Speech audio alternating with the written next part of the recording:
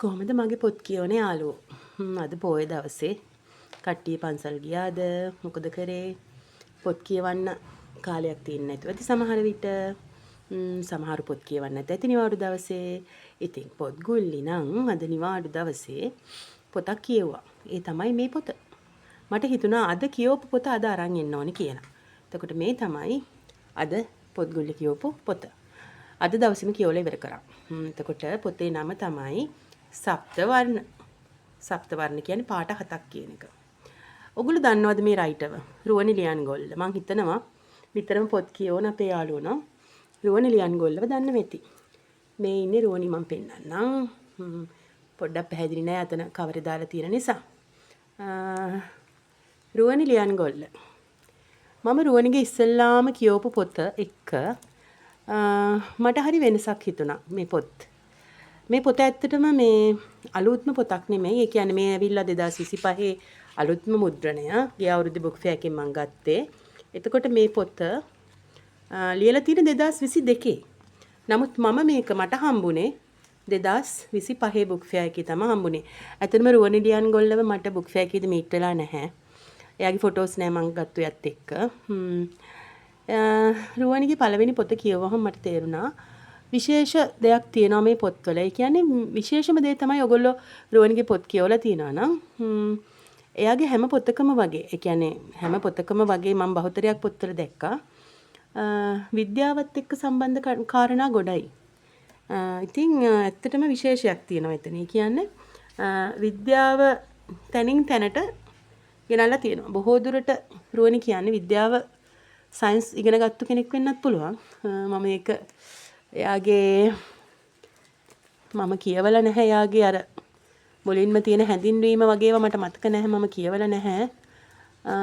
සමහරු දානවා එයා ගැන පෙරවදන. පෙරවදනේ ගොඩක් විස්තර නැහැ. පොඩි විස්තරයක් තියෙන. ඒ කියන්නේ පොත ආපු විදිහ කොහොමද පොත කරේ කවුරු හරහාද උදව් කරපු අය ගැන තියෙන්නේ. නැතුව එයා ගැන විස්තරයක් නැහැ. එතකොට මේ පොත මම කියවුවාම මට මුල් පිටුවෙන්ම මට ආස හිතුණා මම මේක අද කියවලා ඉවර කරනවාමයි කියලා හිතුණා. හරි අපි යමු කතාවට. එතකොට මේ කතාවේ ඉන්නවා ශ්වේත ක්වාසර සප්තවර්ණ තාල්‍යා ආන්තරීක්ෂරි තාල්‍යා ආන්තරීක්ෂරි ශ්වේත ක්වාසර සප්තවර්ණ. තව විශේෂයක් තමයි රුවනිගේ පොත්වල ඉන්න චරිතවල නම් හරි වෙනස්. ඇත්තටම ඔයගලන්ට තේරෙයි මම ඊළඟට ඉදිරියට දවස් දෙක තුනක් එයාගේ පොත්ම ගේන්න හිතුවා. මොකද ලස්සනයි පොත්. ඒ නිසා ඔයගලන්ට තේරෙයි. එතකොට මේ ඉලන්දාරියා ශ්වේත කියන්නේ සප්තවර්ණ කියන්නේ එයාගේ බංගලාවේ නම සප්තවර්ණ. ඒක විශේෂයි. ඒ කියන්නේ බංගලාව පාට කරලා තියෙනවා පාට 7කින්, බංගලාවේ මල් වවලා තියෙනවා පාට 7කින්. සප්තවර්ණ එක විශේෂත්වයක්. සහ තාල්‍යා කියන්නේ සප්තවර්ණ බංගලාවේ උයන මැනිකා ආච්චිගේ මිනිබිරි. එහෙම තමයි මුලින් කතාව පටන් ගන්නෙ. කතාව පටන් ගන්නෙම තාල්‍යාට පොඩි අකරතැබ්බයක් සිද්ධ වෙනවා. ඒ වෙලාවේදී එයාගේ ළඟට එන්නේ එයාව බේරගන්නේ ශ්වේත. එදා ඒ මොහොතේ තමයි තාල්‍යා මේ ශ්වේතව දකින්නේ. ශ්වේත බොහොම තද විදිහට තාල්‍යාට බනිනවා. ඒ වගේම ආච්චි ළඟටම ගෙනihin දාලා සැර දාලා ආච්චිට කියනවා මෙයා මෙහෙමද මම බලාගන්න කිව්වේ. එතකොට පුදුම වෙනවා තාල්‍යා. ඒ කියන්නේ ශ්වේත තාල්‍යාව දන්නවා තාල්‍යා දන්නේ නැතුවට. ඉතින් ඔන්න ওই විදිහට පටන් ගන්න කතාව පුංචි කොටසක් කියවද්දිම මේකේ විශේෂ දෙයක් වෙනවා. ඒ කියන්නේ මේකේ අපිට කියන විදිහට නම් තාල්‍යා කියන්නේ මාස අවුරුදු 3න් තාල්‍යාව හම්බ වෙනවා ශ්වේතගේ අතට. එතකොට ශ්වේතට අවුරුදු 10යි. එතනම ලොකු කුතුහලයක් තියෙනවා. ඊට පස්සේ දරුවව බලා ගන්න තමන්ගේ ගෙදර වැඩ කරන මැනිකා ආච්චිගේ අතට බාර දෙනවා. විශේෂ දෙයක් නේ. ඔයගොල්ලෝ කියවන්න ඕනේ. කියවලා තමයි ඔයගොල්ලෝ හොයාගන්න ඕනේ මේ මොකද්ද? ඇයි එහෙම උනේ? අන්න ඒ වගේ දේවල් ටික ඔයගොල්ලෝ කියවලා හොයාගන්න ඕනේ. පස්සේ ශ්වේතගේ තියෙනවා ප්ලෑන් එකක්. ඒ කියන්නේ යාට එයාගේ ප්ලෑන් එක තමයි එයා විවාහ වෙන්න ඕනේ තාල්ලියත් එක්ක කියන එක. ඒ කියන්නේ එයා ඒක පුංචි කාලේ ඉඳලම ඒ කියන්නේ තාල්ලියක් ගැන ලොකු බලාපොරොත්තු තියාගෙන ඉඳලා තියෙනවා. කොහොම හරි තාල්ලියට මේ ෆස්ට් ට්‍රයි එක කරගන්න බැරි වෙනවා ඒ ලෙවල් වල. ඊට පස්සේ එයා කියන්නේ පොඩක් කම්මැලි. එයා නිදිමතයි හරියට එයාට හැමතිස්සෙම නිදා ගන්න ඕනේ. මේ පොත කියවනකොට ඔයගලන්ට තේරෙයි එයාගේ නිදිමතේ තරම. නිදි කුමාරියක්. ඉතින් කොහොම හරි මේ තාල්ලියගේ ජීවිතයේ තියෙන හැංගිච්ච රහසක්. ඒ රහස පොතේ අග වෙනකම්ම වගේ අපේ ශ්වේත දන්නෙත් නැහැ. ශ්වේත කාලෙන් කාලෙට ශ්වේත කියන්නේ සයන්ස් කරලා එයා ඒ සම්බන්ධව මහාචාර්යවරයෙක් මට්ටමටම ඉගෙන ගන්නවා. එයා ඒවට යම් රිසර්ච් වලට එක දේවල් වලට ඉගෙන ගන්න වරින් වර රට යනවා. සහ එයා තාල්ලියට උගන්වනවා. තාල්ලියව ගේනවා එයාගේ සප්තවර්ණ බංගලාවට ගේන අමුතු ක්‍රමයකින් ගේන්නේ ඔයගොල්ලෝ කියවලා හොයාගන්න ඕනේ මොකද්ද කියලා. දැන් මම ඔක්කොම කිව්වහම වැඩක් නැහැ නේ. ඉතින් මේක රිවිව් එකක් නේ. හරියම ලස්සනට රුවනි කතාව ගොතාගෙන යනවා. ගොඩක් තැන්වල තියෙනවා. කොටින්ම ඔයගොල්ලෝ කියවන්න මේක කියවලා හොයාගන්න. එයා හරි ලස්සනට මේ ශ්වේත ක්වාසර සප්තවර්ණ කියන එකේ තේරුම මේකේ කියලා තියෙනවා. හරිම ලස්සනයි. සහ විද්‍යාව තනින් තැනට ඇවිල්ලා තියෙනවා. ඒ කියන්නේ මේකේ දැන් විද්‍යාවනේ ඉගෙන ගන්න කියන්නේ සයන්ස් වල ඉන්නේ A level කරන්න කියන්නේ අපේ තාල්ලට.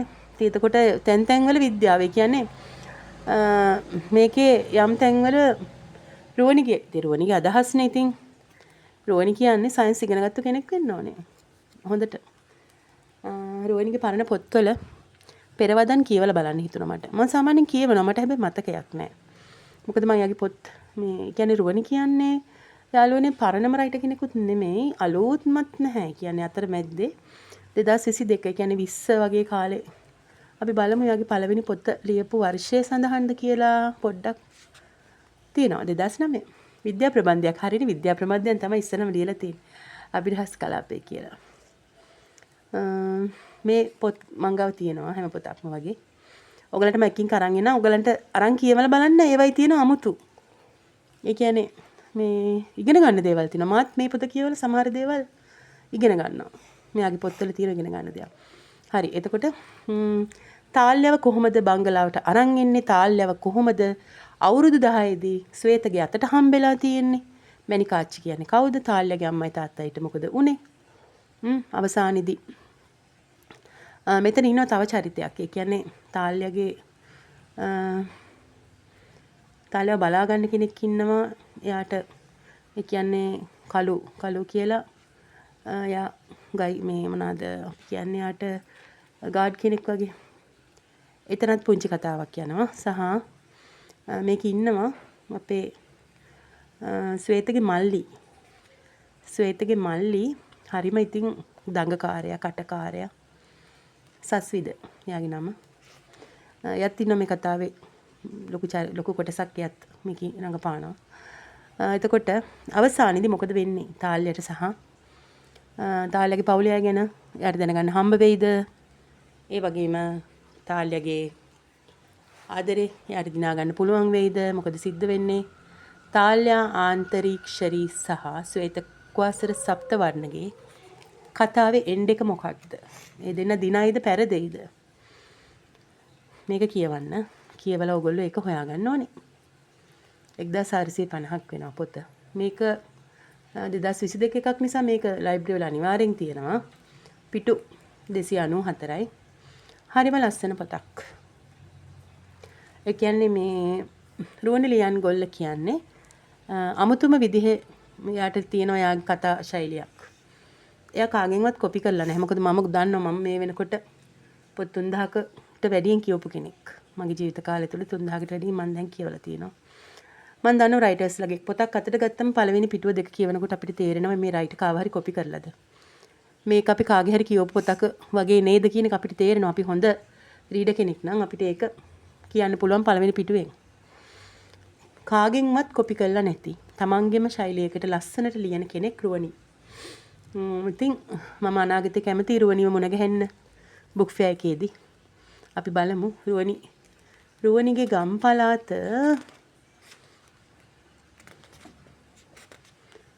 රුවනි මාතලේ. දොඩම් දෙනිය මාතර ඉතින් ඇත්තට මේ වගේ මේ ගමක ඉඳලා හරි අමාරුයි. ඉතින් බුක් ෆෙයා එකට ඇවිල්ලා කියන්නේ දුර ඉඳලා එන්න අමාරුයි. එනවා නම් ඉතින් මෙහි නැවතිලා ඉඳලා කරලා ඉතින් දවස් දෙකක්වත් ඉන්නත් එපා ඉතින්.